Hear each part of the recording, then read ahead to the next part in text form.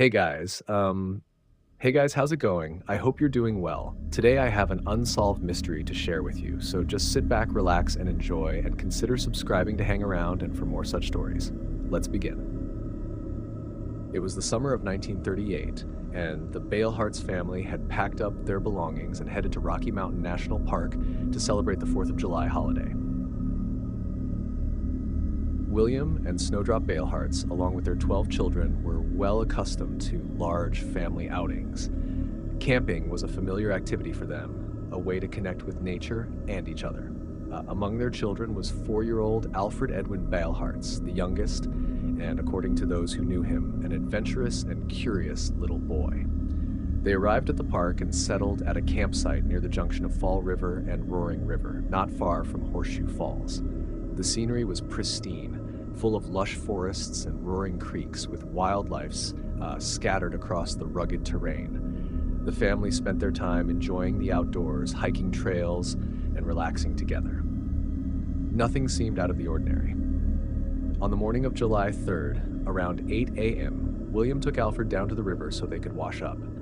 Two family friends, Orrin Bronson and Walter Hansen, were also nearby at the river, washing further upstream. When William was done, he returned to the campsite, and Alfred reportedly told him that he would follow Orrin and Walter back. It was a simple moment, the kind that happens every day in the lives of families, but it was the last confirmed time anyone in the family would see Alfred. When the rest of the group reconvened at camp, Alfred was missing. At first, no one panicked. He was a young boy and likely wandered off to chase something or explore the nearby woods. But after minutes turned into an hour with no sign of him, concern escalated into full-blown alarm. The family immediately began searching the surrounding area and alerted park rangers. Within 45 minutes of his disappearance, more than 100 people were searching for Alfred. Park rangers mobilized quickly. The Civilian Conservation Corps sent workers. Bloodhounds were brought in from the Colorado State Penitentiary. The belief at the time was that Alfred had likely slipped into the river and drowned. The creek was fast and dangerous, and for a small child, it would have been nearly impossible to survive a fall into the water. Crews dammed and diverted parts of the rivers. They scoured the creek bed for over 6 miles. Beaver dams were broken apart. Nets were installed. Every effort was made to recover the body if it was there, but nothing turned up. No clothes, no shoes, no body. Nothing. Strangely, the bloodhounds did not lead searchers to the river, but uphill, approximately 500 feet away from the creek. The dogs followed the scent until it disappeared at a fork in a trail. This led to new questions. Had Alfred really fallen into the river, or had something else happened? After 10 days of extensive searching, the official effort was scaled back. Volunteers continued to comb the wilderness, but the sheer size of the park and the lack of any meaningful evidence began to weigh on the search. The Beilhartz family remained at the campsite, still hoping for a miracle. Then came an unexpected report. About 4 days after Alfred's disappearance, a couple hiking on Mount Chapin, located roughly 6 miles away and significantly higher in elevation, claimed to have seen a small boy sitting alone on a rocky outcrop known as Devil's Nest. The terrain was steep, and the ledge offered a commanding view of the valley below. The hikers said the boy was blond, wearing light-colored clothing, and appeared to be dazed or confused. They called out to him, and he responded with a high-pitched cry. Then, they said, he either turned and walked away, or was pulled backward by someone unseen. The sighting was considered highly credible by many at the time. It renewed the search with fresh intensity. A new team of rescuers, including bloodhounds, was sent to the Devil's Nest area. But once again, there were no tracks, no clues, and no sign that anyone, let alone a 4-year-old boy, had been there. Given the distance from the original campsite to Devil's Nest and the elevation gain involved, it was deemed unlikely that Alfred could have made the trip alone in just a few days. The terrain was treacherous for adults, let alone a small child. This led some to believe that if the sighting was legitimate, Alfred had to have been carried by a person or by something else. In the days following that sighting, more strange developments occurred. A soiled bandage was found inside an abandoned cabin within the park. Alfred had been wearing a bandage on one of his feet due to a blister. Investigators took the find seriously. The bandage was examined, and while the results were never made public, it only deepened the mystery. Weeks passed. A woman in Nebraska reported seeing a young boy resembling Alfred walking along a highway with an unidentified man. She only realized the connection after seeing Alfred's photograph in a newspaper. Authorities followed up on the tip, but like every other lead, it fizzled out.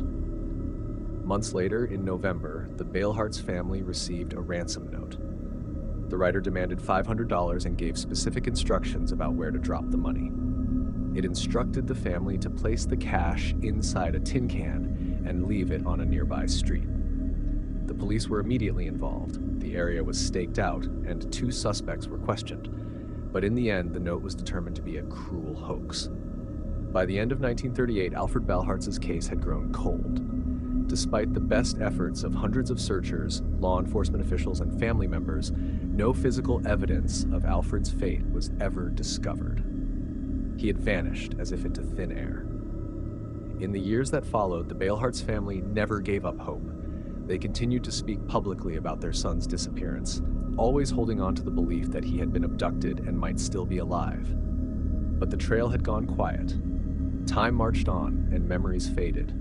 The world moved forward, but for the Beilhartz family, time had frozen in that one agonizing moment in the summer of 1938. As the decades passed, the story of Alfred Beilhartz became a footnote in local history, known mostly to residents of Colorado or readers of obscure books about unsolved disappearances. It wasn't until many years later that the case would resurface in a broader public conversation. And when it did, it brought with it new questions and theories that only added layers to an already confounding mystery. The mysterious disappearance of Alfred Beilhartz had settled into silence, but it was far from forgotten. The Colorado wilderness held tight whatever secret it contained. Despite the passing years, many couldn't stop asking how a 4-year-old boy could simply vanish in an area where dozens of people were present. Search teams had mobilized quickly, and yet not a single, solid piece of evidence was ever recovered. People close to the case began considering the possibility that Alfred was abducted. His father, William, publicly stated that he did not believe his son had drowned. He insisted that someone had taken the boy and that he was still alive somewhere. This belief wasn't based on hope alone. It came from a growing realization that the drowning theory didn't hold up under scrutiny. There were no signs along the riverbanks, no torn clothing, no floating shoes. The damming and dragging of the creek should have recovered something, but there was absolutely nothing.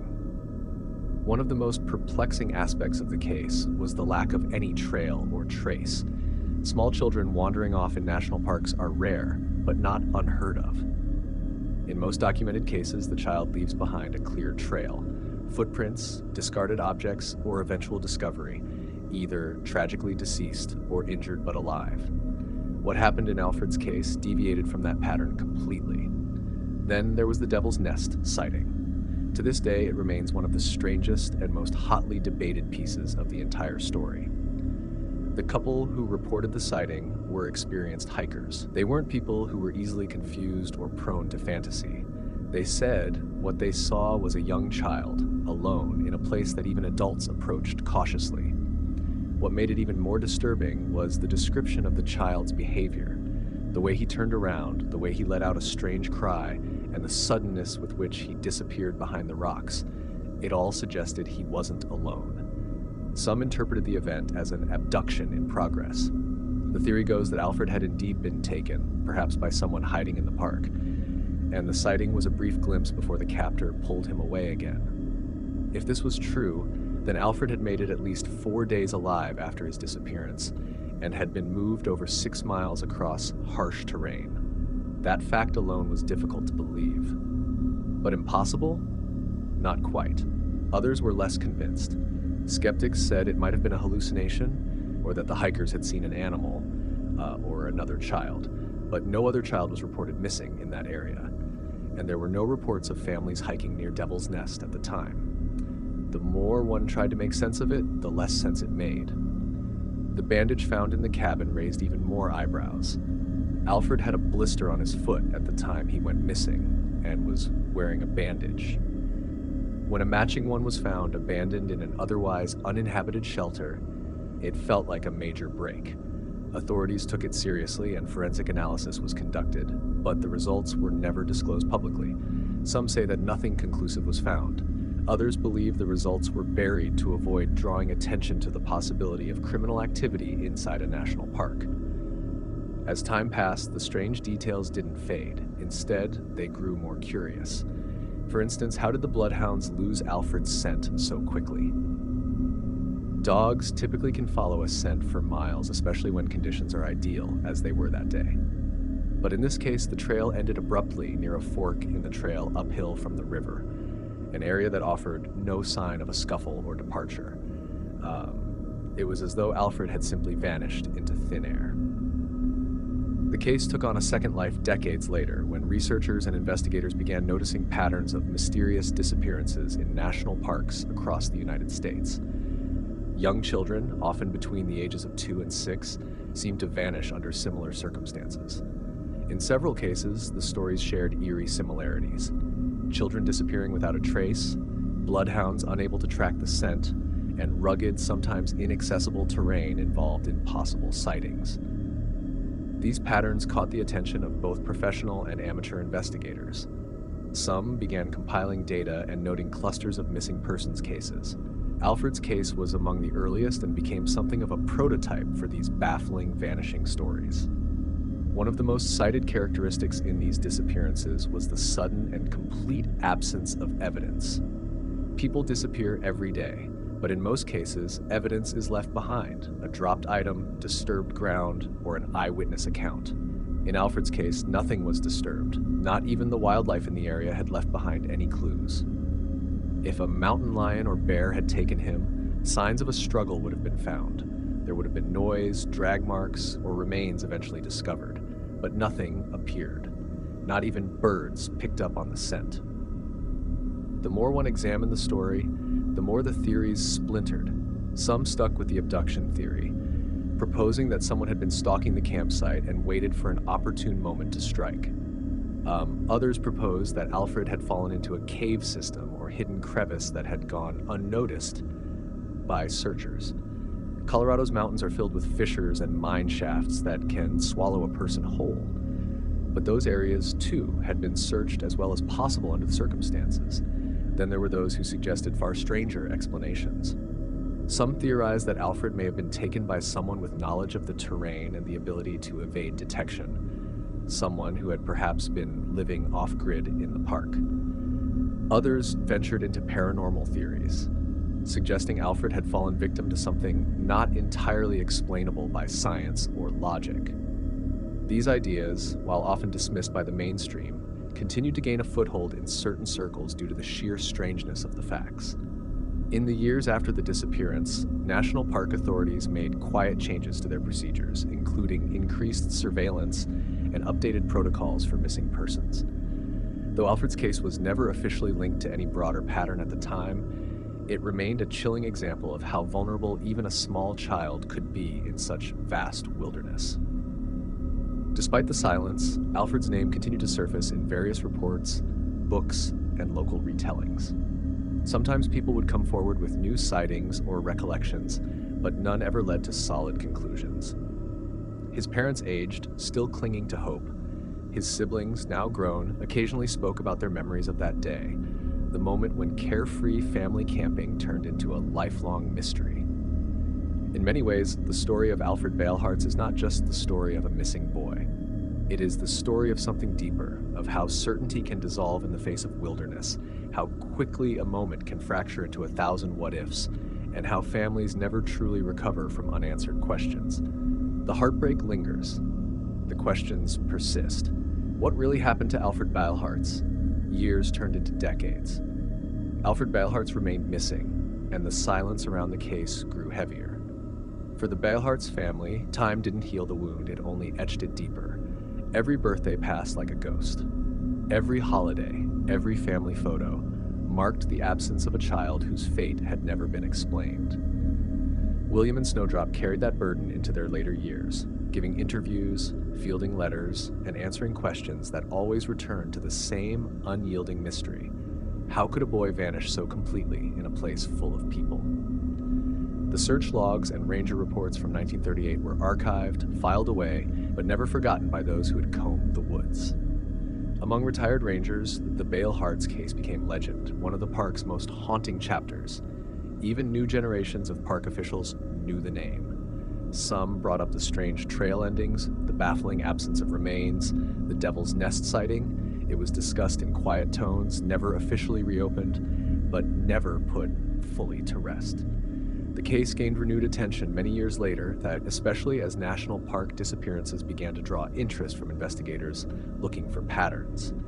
It became increasingly clear that Alfred's case wasn't just a one-off tragedy. There were other stories: children vanishing during hikes, people stepping off trails and never being seen again, disappearances in areas that had been thoroughly searched and yet yielded no evidence. The similarities across cases were subtle but persistent. Victims disappearing within a very short time window, often near granite boulder fields or bodies of water, sudden weather changes during the search, and failure of tracking dogs to maintain a scent. Some of these characteristics echoed Alfred's disappearance eerily. The sharp terrain, the proximity to water, the momentary lapse of adult supervision, and the fact that trained dogs couldn't track his trail for more than a few hundred feet.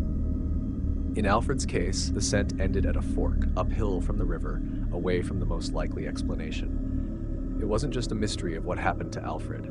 It was a mystery of what did not happen.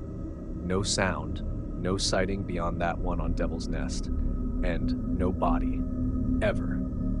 Those who believe Alfred was abducted have suggested that his disappearance was intentional, premeditated, that someone might have been living in the woods, watching the family, waiting for an opportunity.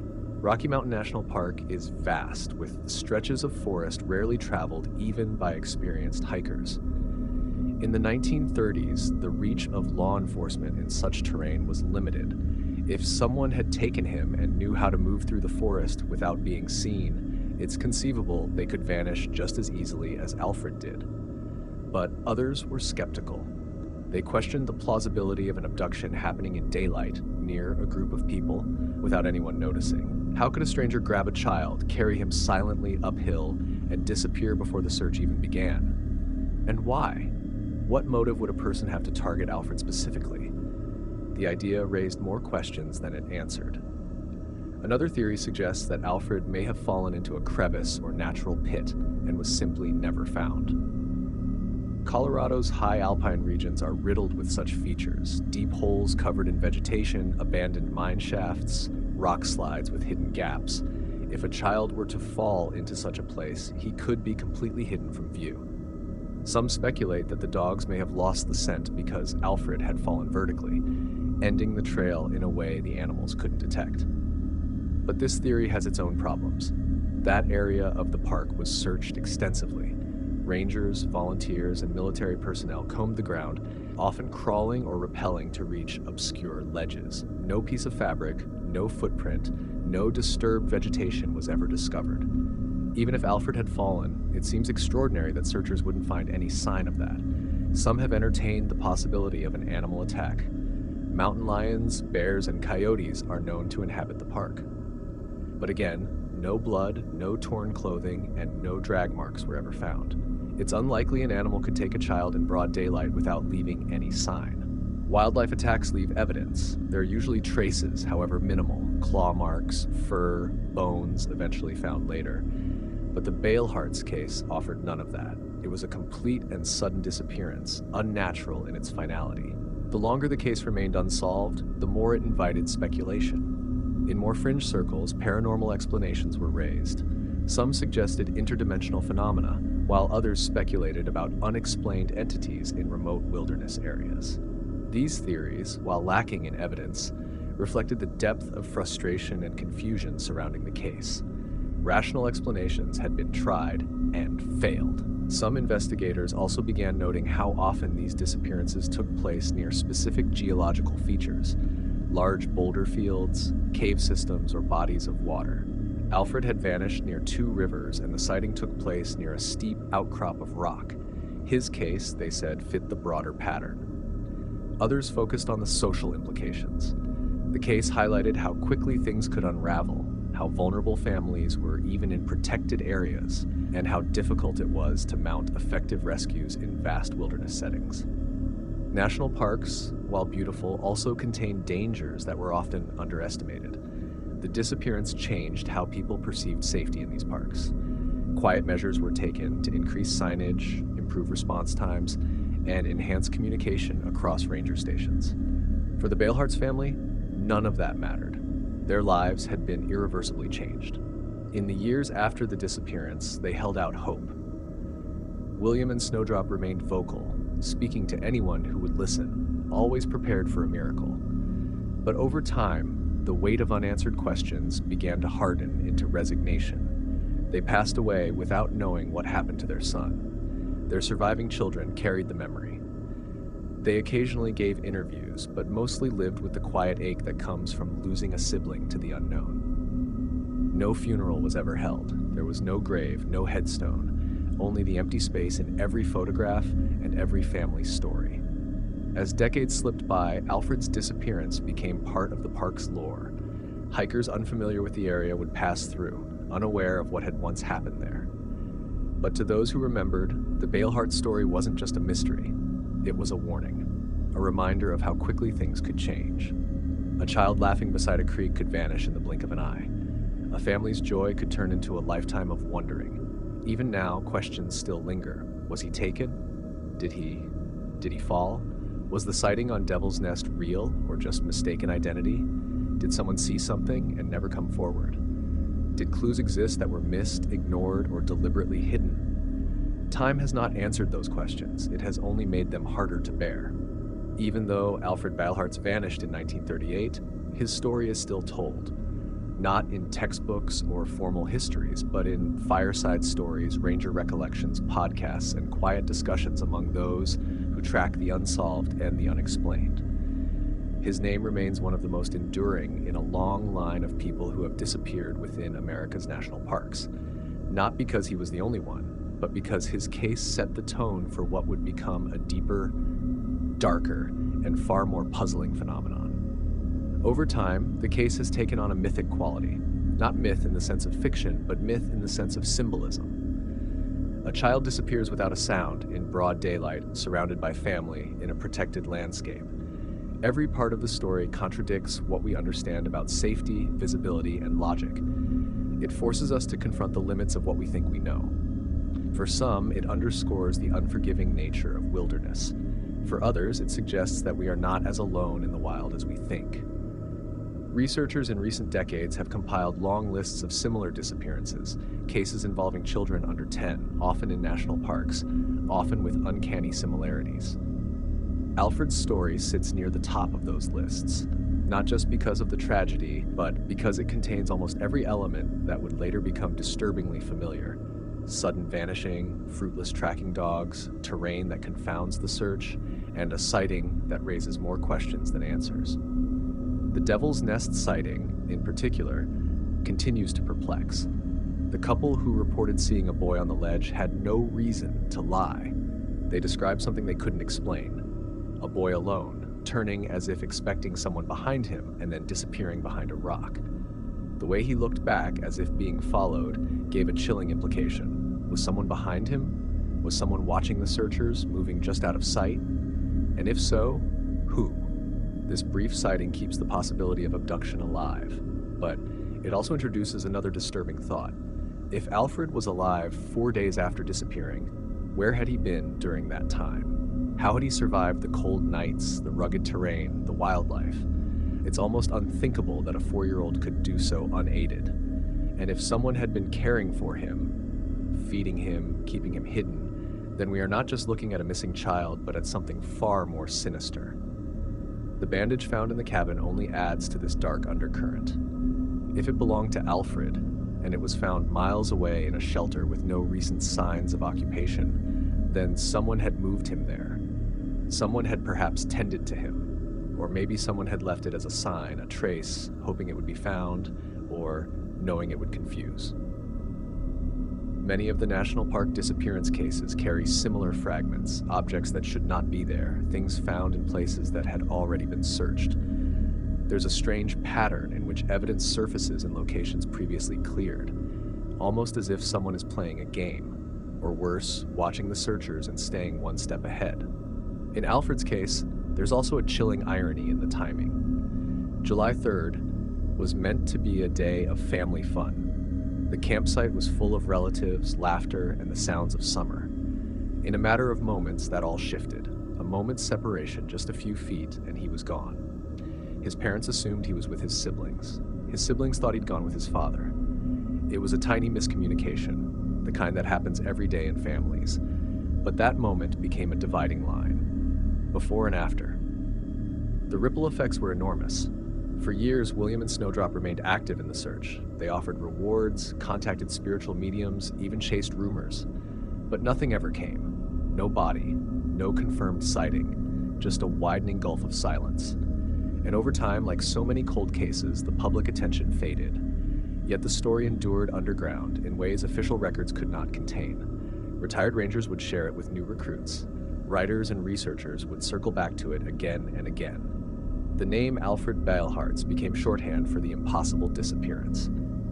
Modern theories have since tried to apply new methods. Geographic profiling, psychological modeling, and even AI simulations have been used to analyze how a child might move in wilderness scenarios.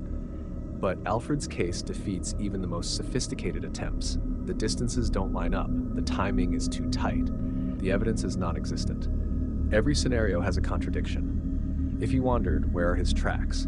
If he drowned, where is the body? If he was taken, how did the abductor escape unseen? If he was alive 4 days later, who was feeding him? And if none of these things happened, then what did? The national park system, for all its grandeur and beauty, holds many such mysteries. Alfred Beilhartz's case is just one of many, but it stands out because of its clarity. We know who he was, we know where he was, we know when it happened, and we know the terrain. But none of that has ever brought us closer to an answer. Even now, visitors to Rocky Mountain National Park unknowingly pass through the areas where Alfred once walked. They cross bridges near the roaring river, they stand on ledges and look down over Devil's Nest. They hike the trails that were once covered by search teams and bloodhounds. The forest is quiet now, but that quiet feels different when you know the story. It feels like a secret the landscape is still keeping. In the end, Alfred Beilhartz became more than a missing child. He became a symbol.